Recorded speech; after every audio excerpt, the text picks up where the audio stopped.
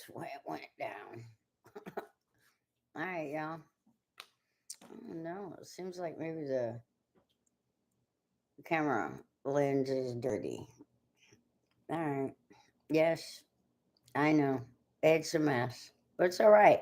I'm alive. All right, let's see where the China. Everything is dirty right now because, sorry, I mean, laying over top of everybody there.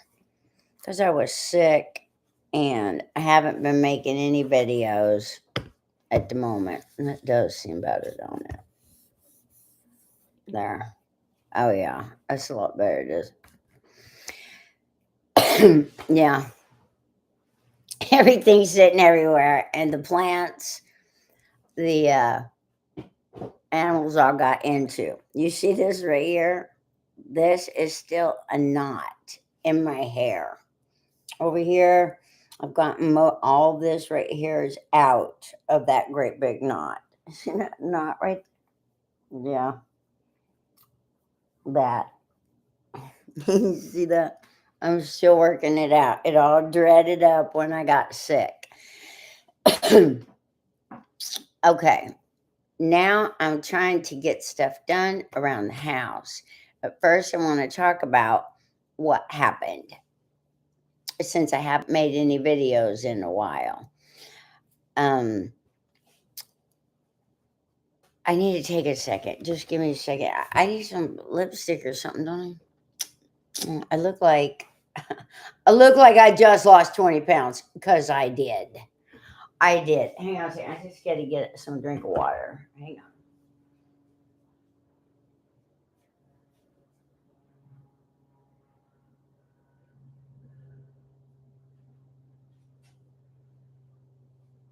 All right. No water. No lipstick. The lipstick's in the other room. I really need to go get it. I don't know why I didn't bring any in here already. Oh, did I? I might have. All right, y'all. This is my little monster. Can y'all see him? I keep calling him a her. I don't know why. This is Gidget. Gidget, say hi to everybody. Gidget, look over. Say hi to everybody. His hair's like he's because is that something I was eating chocolate? Oh, okay. Anyway, he has been coming up and wanting hugs. I've had to learn how to stop doing everything I'm doing to give him a little hug so that he can move on and go about his life and I can keep getting my stuff done. Oh, and this right here, there we go. This, hold on now, everybody. I mean it. They get real. Not they start playing hard real quick. So I made something that makes them stop. And then I'll show you this right here. This this is a Tums. It's a Tums bottle. This was one of them that you throw the ball. So I just taped this to the end of it. And they start acting like that. I just start shaking that at them, and it makes them stop doing that. Because, yeah, I like to say that I'm in good shape. I'm not in great shape. But at the same time, chasing down three little monsters that are tearing up everything. He's a Cocker Spaniel, apparently. And she's she. I keep calling him her. He's a cocker, the brown one, Cocker Spaniel, and Gidget is a terrier. He's a terrier, a Jack Russell, and a little rat terrier, little black rat terrier that was running around outside. Rah. Well, who's Ollie? Oh, I see. NASA. What is she saying?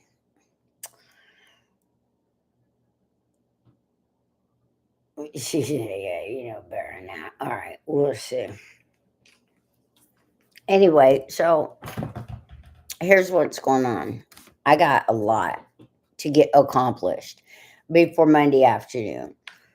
I have my court appearance on Tuesday, Tuesday afternoon on December the 9th. I have to go in to see the judge where the psychiatrist that I visited with, and we don't even know who's paying for that, makes a a opinion, a medical, a professional opinion about whether I should be involuntarily committed. I mean, doesn't that seem like a bit much that I should be involuntarily committed because I want to take my case to trial? That I needed to know, that they need to know that I understand that I could go to jail for a full year, 12 full months, because no reasoning for me to be on Ed's property. That me trying to prevent some kind of a terrible, horrible, violent situation occurring in America because of Ed's PTSD and Israel bombing Iran and the possibilities of what he could do. They're saying that that doesn't count as an emergency, that that doesn't affect people, that that for me to even believe that Ed is not in his right mind makes me mental.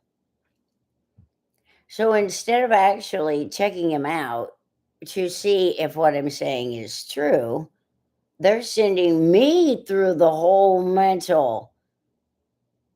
And this psychiatrist on this last weekend, or whenever it was that he talked to, not weekend, but last week that he talked to me, the order clearly said that the judge wanted to know if I needed to be involuntarily committed. And I asked him, I said, "You're telling me that you can recommend that I be involuntarily committed and the judge will involuntarily commit me?" He said, "Yes." He said, "Yeah, I could recommend that, but that doesn't mean that's what the judge has to do." But I'm looking at him, I'm having a clear conversation with him. But he may not believe some of the things that have occurred in my past that I told him that happened. We're about to find out the truth. Do you believe that I should be involuntarily committed because I want to take my case to trial because I believe that Ed's mental state needs to be evaluated to prevent some kind of a violent homegrown attack?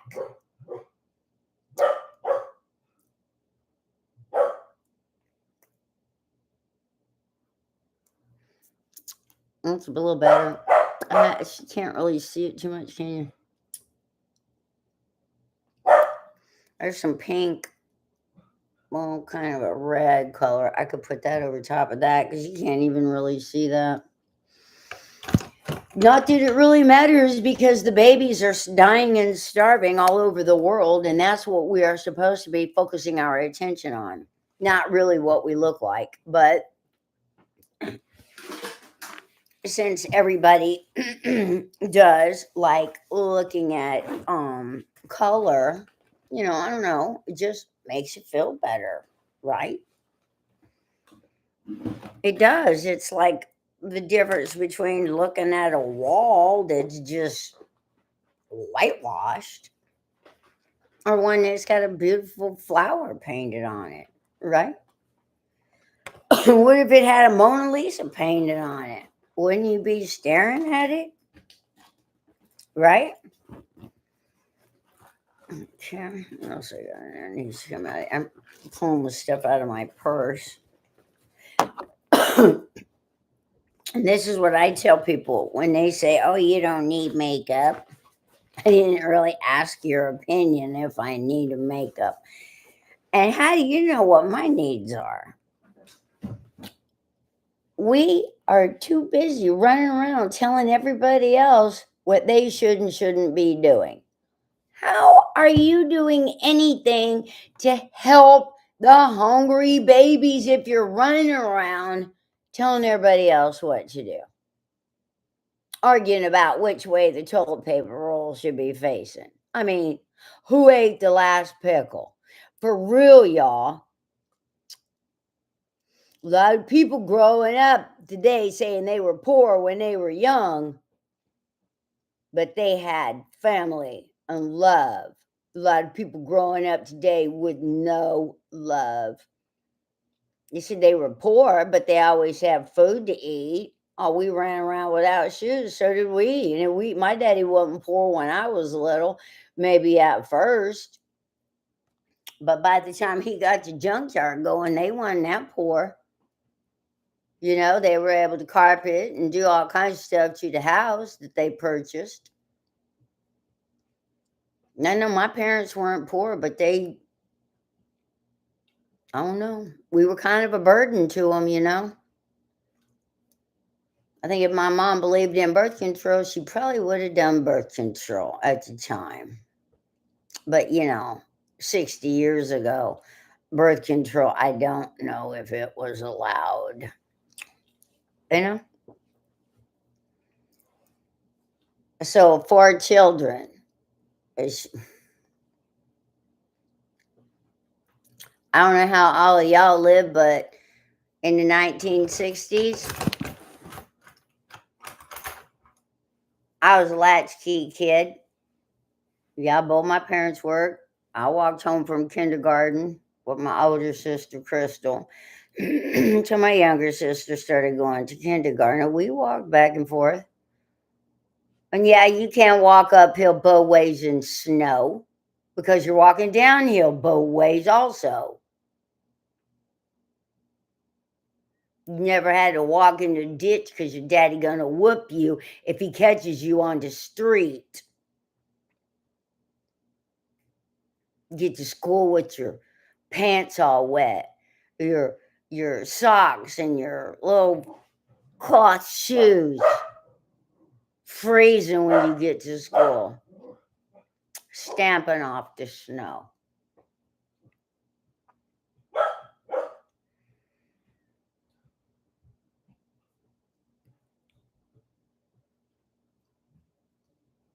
I joined the army because I wanted a better life. I didn't want to live in Kansas, knee deep snow. But that's when I really understood about global warming now that I'm older. Back in Laura Ingalls Wilder's days when she wrote her books, the snow went all the way up above people's houses. When I was young, that would go up, a couple feet. Then the older that I got, the less. Didn't dip down to 0 degrees anymore. Snow was less frequent, didn't stay as long. And now, the only reason that the precipitation and the cold right now is because of all the precipitation coming to us from the melting ice and snow. All the freezing temperatures, all that precipitation entering into the air streams. Y'all know there's air streams just like there's ocean stream. There are currents. There's air currents. It's bringing all of that.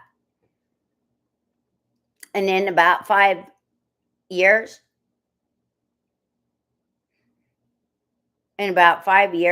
maybe 10 if we're freaking lucky, all that, what do you think? It is melting at such a rapid rate while you're too busy arguing that it ain't happening. It is.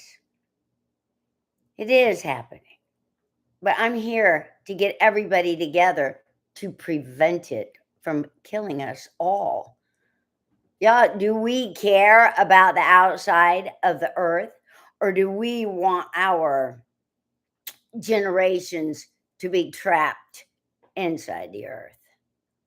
Because once the outside of the earth is gone, once it's past the tipping point and it heats up to the point where nobody can be outside anymore, and everything it continues to heat up and burn off, and the water continues to evaporate and it's all gone. What do you think? What do you think's going to happen once the outside of the earth is barren? Nothing between us and the sun. Never to step foot outside of the earth again. Nothing. And what do you think they're all planning for? All these rich people, they see this coming. They see the fact that the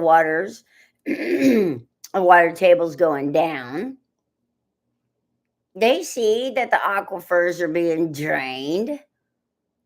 They see that all this flooding is taking all of the clean water out into the ocean.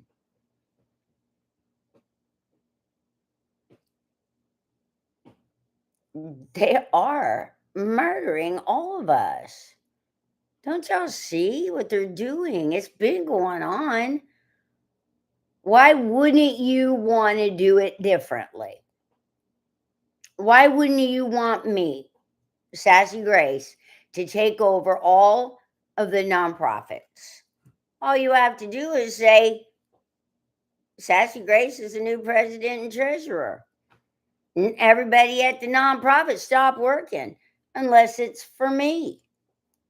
We're taking all that $17 trillion easily. And we're about to pay off everybody's debt and bail everybody out of jail.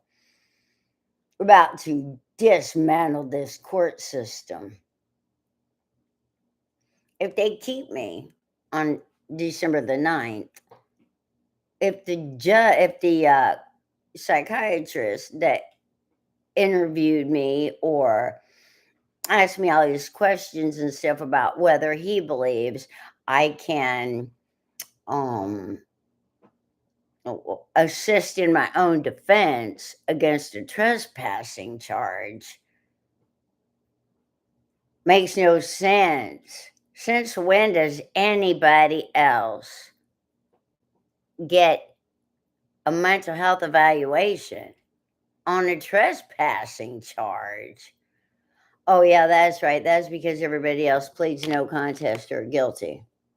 And I won't do it. And they keep trying to make me do it. And even the court-appointed attorney is the one that recommended my mental health. Her and the other court-appointed attorney tried to convince me that this is a black and white case. My court-appointed attorney, sat there and read that there's the defense to trespassing. I'm gonna look it up right here. I'm about to show y'all what it says. Well, there's my other phone. Watch. Defense to trespassing.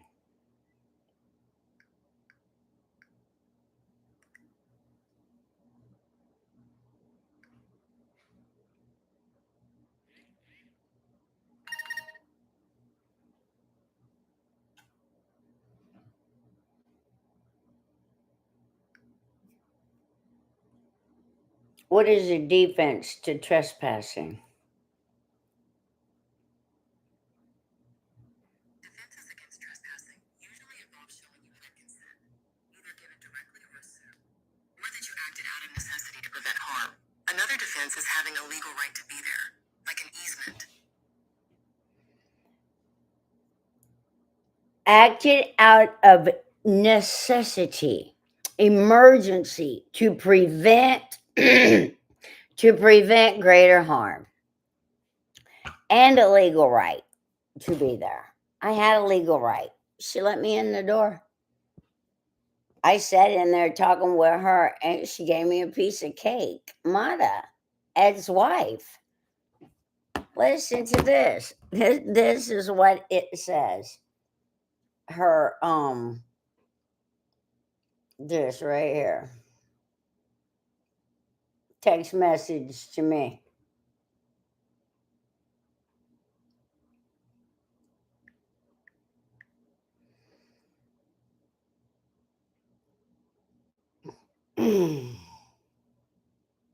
This is it right here. Look, we were just talking about our hair. It's super long. We're talking about hair. Wait, we just getting a huge. We're talking about getting a donation because it's called Fix It Forward. Look, I'll show you. Yeah, Fix It Forward.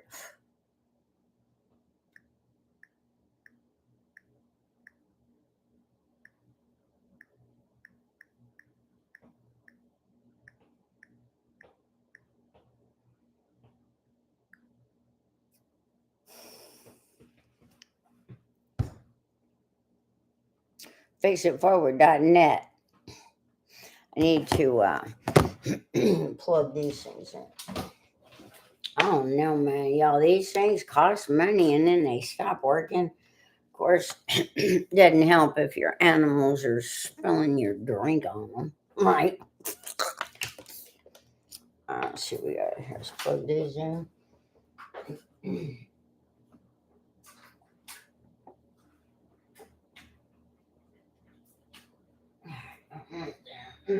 There.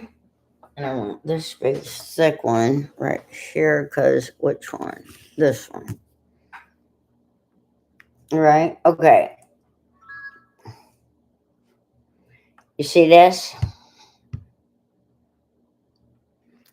Fix It Forward. Thank you for your interest at this time. We've reached full capacity and are not accepting new applications until January. Accept.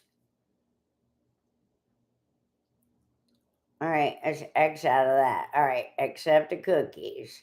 Together we can keep families moving forward. Imagine choosing between groceries or repairing your car, then losing, LOS, your job because you don't have transportation.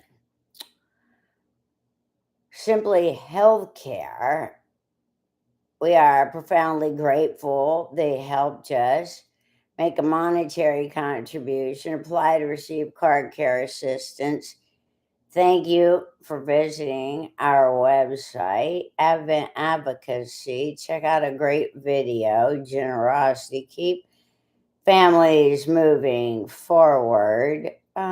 Volunteers, Morgan. Nick is volunteer mechanic. Morgan and Nick, that's it. Wow. And it's crazy. He's not having a bunch of people helping him anymore. He did have. He's been on the news. Right here. Fix It Forward. This one, right? Let's do this one. Rely on our cars for just about everything. Most of us need them to get to work, the grocery store, our medical appointments. For those living paycheck to paycheck, though, a costly repair can be a disaster. Yeah, if you go to start your car and it's not working, it is. So News 6 anchor Julie Broughton introduces us to a mechanic who decided to help. He is getting results for people who can least afford an unexpected breakdown. Right now, I'm taking the bolts off that hold the straw to the spindle. Ed Rosa is a do-it-yourself kind of guy. I like fixing things. I like the feeling of I fixed that. In fact, he'll tell you he's happiest with a wrench in his hand and a problem to solve. This is my therapy. It keeps my mind busy. And as you can see, these days, those problems are the transportation kind. And there it goes. It's out.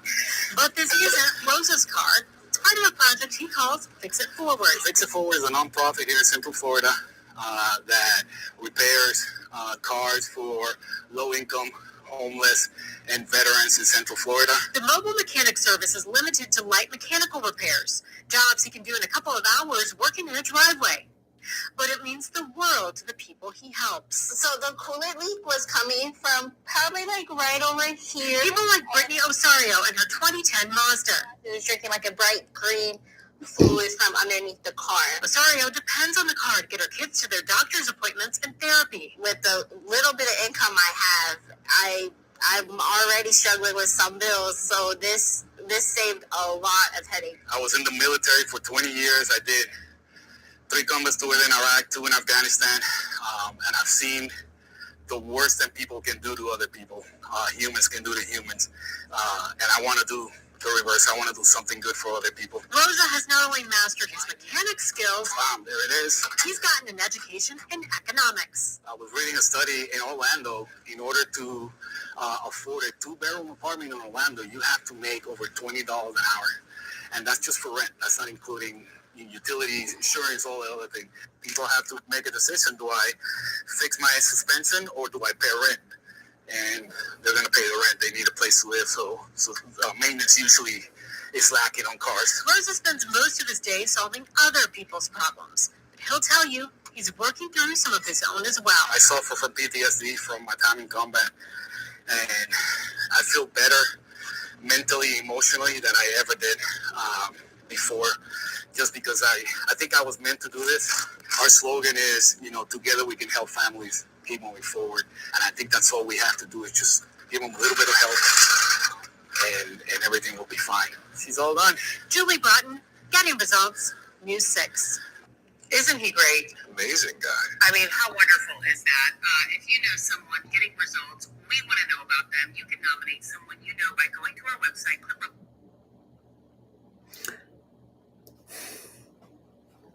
Okay, did y'all hear what he said about his PTSD? The only thing helping him is working on cars. Not even his medication is helping him like that.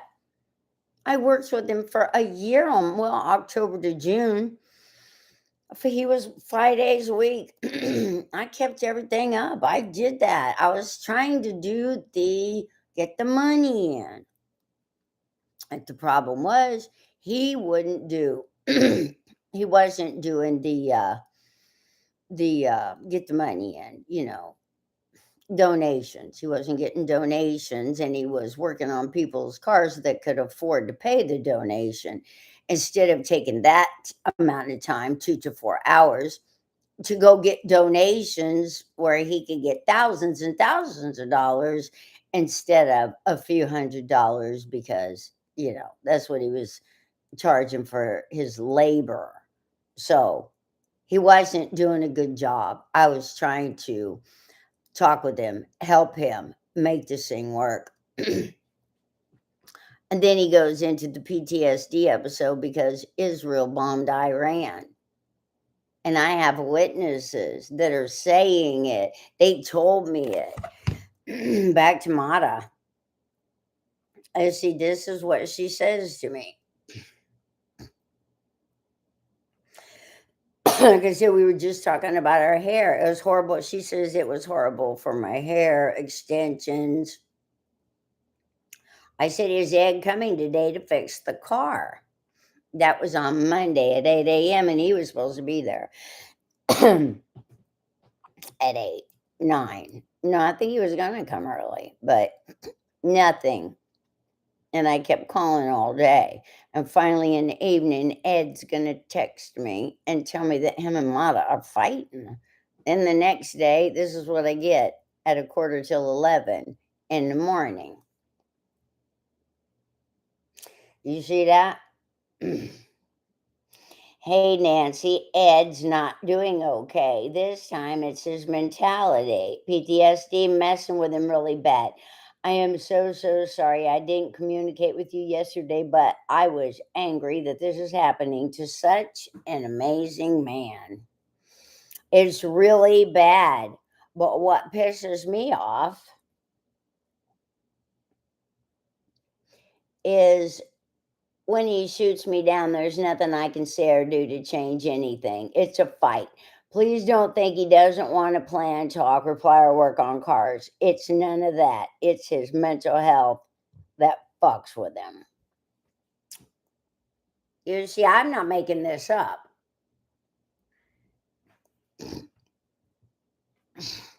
I'm sorry, y'all. My nails are dirty. It's the way it is. Fuck it. I didn't have to bring attention to it, but I don't really care what y'all think. I'm working. He wakes up today looking at the fucking news, all that shit happening in Iran. You think it is. As of 8 now, whatever. His chest is feeling heavy and with a weird pressure. He doesn't want to go to the ER. So there is nothing I can help him with. He said about 45 minutes ago he was going to work on Christina's car tomorrow, since that part came in. So I took her number and I'll let her know any updates about tomorrow. I don't know what's going to happen, to be honest, but please, please, please don't give up on him. Him and I made a deal. He asked me what I promise to not let this happen, to stay in a PTSD. Don't give up on him. I didn't give up on him.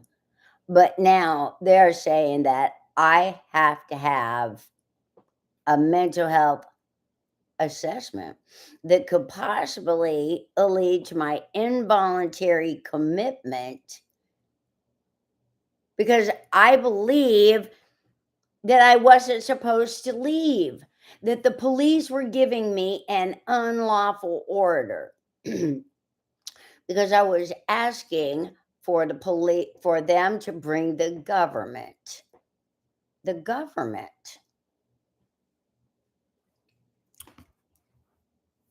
I did. I asked them to bring the government. Let's see.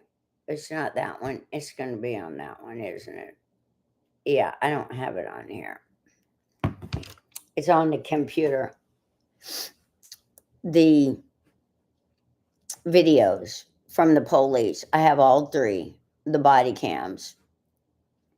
But one thing I haven't done really yet is on TikTok is show that what she had sent to me. And that when I got there, his niece lied and said that I called her husband racial slurs. That's not true. I love my daughter. My daughter's half black. I love my nephew. He's half black. I am not in any way racist. She's Puerto Rican, and I don't know really what her husband is. He's a brown-skinned man. I don't know. But yeah, I said the word N-word. Can I say it here? Are they going to ban me if I say it? It's a beautiful word. It means God. It means a creator. Black. Everything comes out of black, out of the darkness. Don't it? I mean, if you add all the colors together, don't you get a dark color? It makes all the paint colors together. You get a dark color. You refract the light, you get all those colors. Black and white.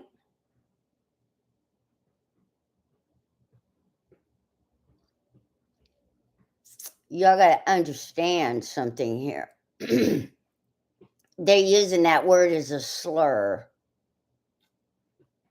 The white people are using that word as a slur so that people don't know the truth about what it really means. They want you to believe it's a slur. It's the only word nobody can say. Well, I mean, I guess black people can say it, but even they have our argument about it too.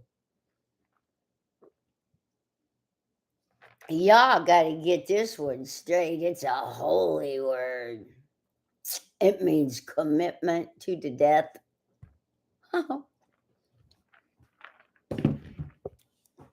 And that's where she made a mistake when she lied to the police.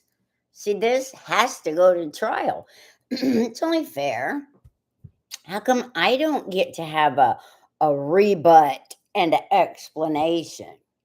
How come people get to make accusations and the other side doesn't get to rebut and explain? How how is it in this America justice? Where does justice actually come from when the own president lies, commits crimes, pardons people who have committed crimes and were found guilty, and then punishes the people that found the criminals guilty? This case right here that I'm getting ready to take all the way to the Supreme Court if I have to prove the truth. That this is an emergency situation. Isn't that what it says? An emergency situation. That was Fix It Forward. Emergency. Defense to trespassing.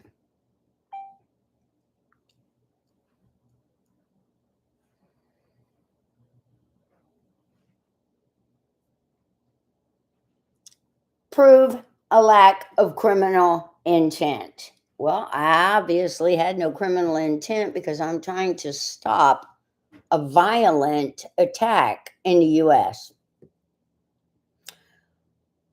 The defense of necessity, that's exactly what I was doing. A legal right to be there, which I did because they let me in. Plus, I was considered family and invited over anytime I wanted to without having to give prior notice.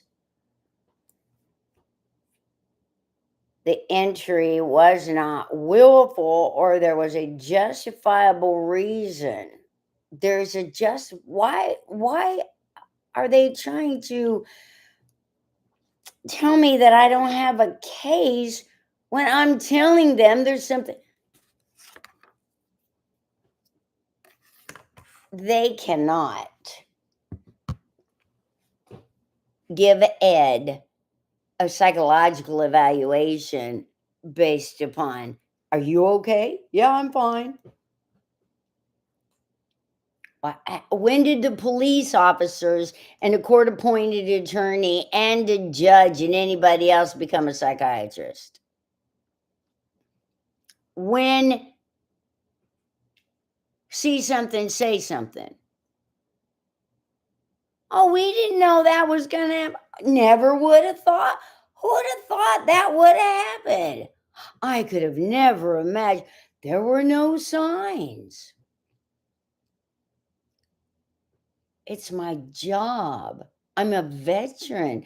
I swore an oath for my whole life to the safety of everyone. Now they want to say that I'm preoccupied with all kinds of stuff. They can say whatever they want to say, but I have a right to say it without the fear that I'm going to be committed in a mental institution. I'm tired of it. They've taken my children, they've taken my house, they've taken my car, they've thrown me out. They sent me out there to be eaten by the dogs, but the dogs took me in and cared for me. And now it's time for me to get to tell the truth about what the police and the judges and everyone has been doing to me, including the juries in the municipal cases, the community court cases. You found me guilty. The police officer lied. The judge didn't stop the proceedings when a witness wasn't there. When a police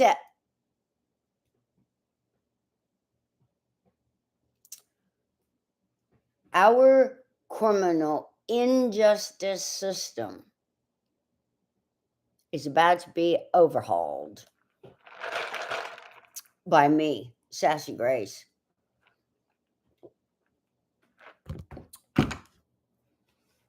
I have a lot to get done in my house. I have got to clean my house. I was sick. I was really sick. And then I've been working out this big old knot in my hair, but I'm not about to cut my hair off. Yeah, I got pretty hair. Yeah, and I'm 6 years old on the 28th. Look at the fat. No, I'm sorry. Y'all forgive me. I don't mean to be make light of people who are heavy, because I know what it feels like to be heavy and how hard it is. And now that's what I was just showing. Ain't nobody out there, don't nobody think that I wasn't heavy, because I was 3 times. This time I lost this last bit of weight because I was sick. Because of Brenda. Show me that disease, that stomach. What stomach illness was recently going around? Norovirus. Extreme vomiting. Extreme vomiting. Norovirus. Norovirus.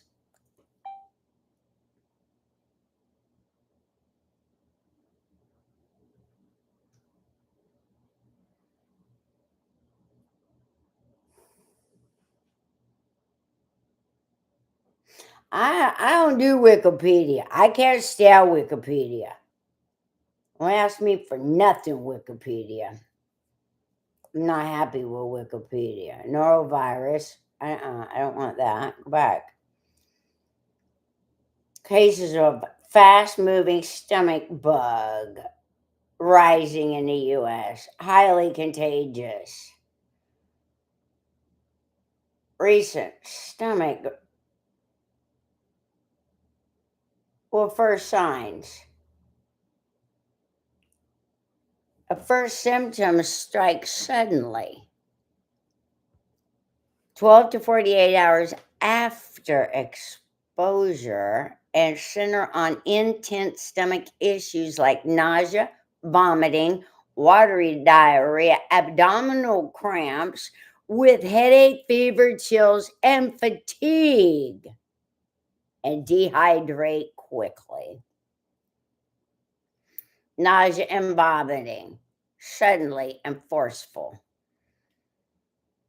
The diarrhea, stomach pain, cramps, muscle ache, tiredness, sudden onset. It says 1 to 3 days. I threw up for nearly 7. Dehydration risk, rapid dehydration, dizziness. That all happened to me. I had to drag myself. There was nobody to help me. And then I'm supposed to be at the court for code enforcement, which I'm going to show y'all. The guy, the house across the street, every time I walk out, the whole front of the house, not the whole front, but paint peeling all over, and they're worried about a little bit of stucco coming on. It ain't part of it, just that it didn't get, pushed up. It's like that's where the stucco ended.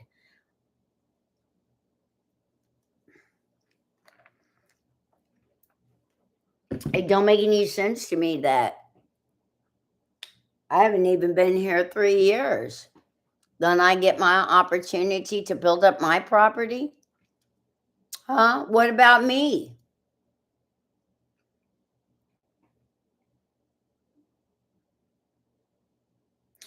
Seek medical help if they're very severe. Norovirus poop color, yep, green, yellow, black, sorry, right? How does your body get rid of it? Oh, it provokes a robust immune response. Huh. What food is it found in? Raw, undercooked shellfish, leafy greens, berries, ready to eat. Huh. I don't know. But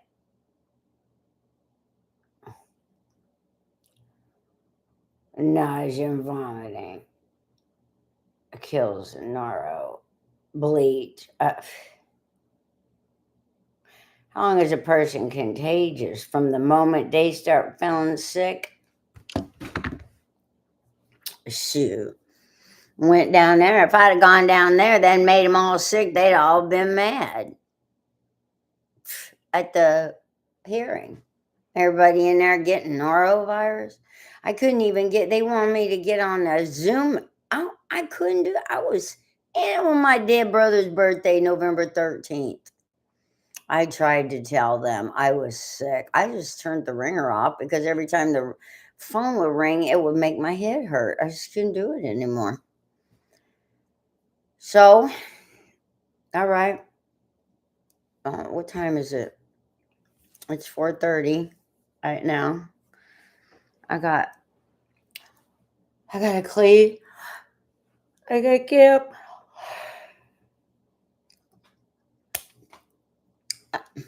the house needs to be cleaned.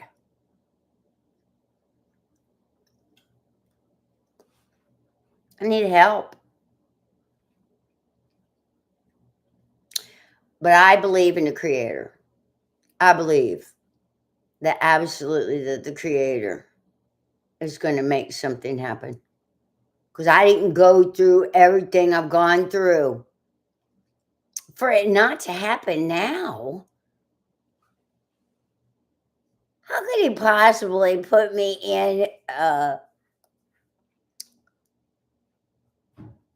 But why would the judge give him the authority? I mean, how does this man have the authority to have me involuntarily committed because I want to go to trial over a trespassing case? Okay. All right. Well, I'll be back. Okay, go.